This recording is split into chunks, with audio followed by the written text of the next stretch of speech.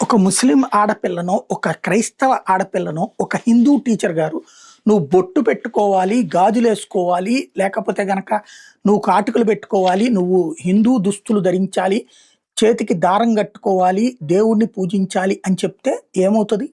ఫత్వాలు జారీ చేస్తారు. వాళ్ళ ఉద్యోగాలు పోయేదాకా అవసరమైతే వాళ్ళ ప్రాణాలు పోయేదాకా వెంటాడతారు. బట్ అదేం విచిత్రమో తెలీదు.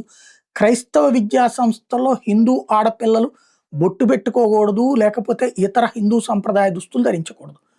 అలాగే ముస్లిం సంస్థల్లో, ముస్లిం విద్యా సంస్థలలో సేమ్ ప్రాబ్లమ్ కొన్ని కొన్ని చోట్ల తయారవుతూ ఉన్నది.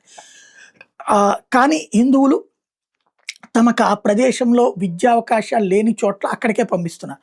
ఇప్పుడు భవిష్యత్తు భయం వేసేది ఏంటంటే ముర్షిదాబాద్ ముస్లిం డామినేటెడ్ ఏరియా, 67% మంది ముస్లింలు ఉంటారు.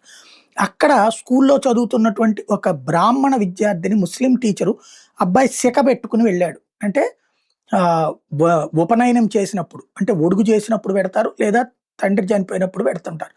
ఆ శిఖ అన్నటువంటిది తీసేసి రావాల్సిందే అని చెప్తే అబ్బాయి ఇంటికి వెళ్తే ఇంట్లో వాళ్ళు వచ్చి అడిగితే ఇక్కడ అట్లా చేయాల్సిందే అని చెప్పినటువంటి సందర్భంలో హిందూ సంఘాలన్నీ వచ్చి ఉద్యమించాల్సిన పరిస్థితి వచ్చింది.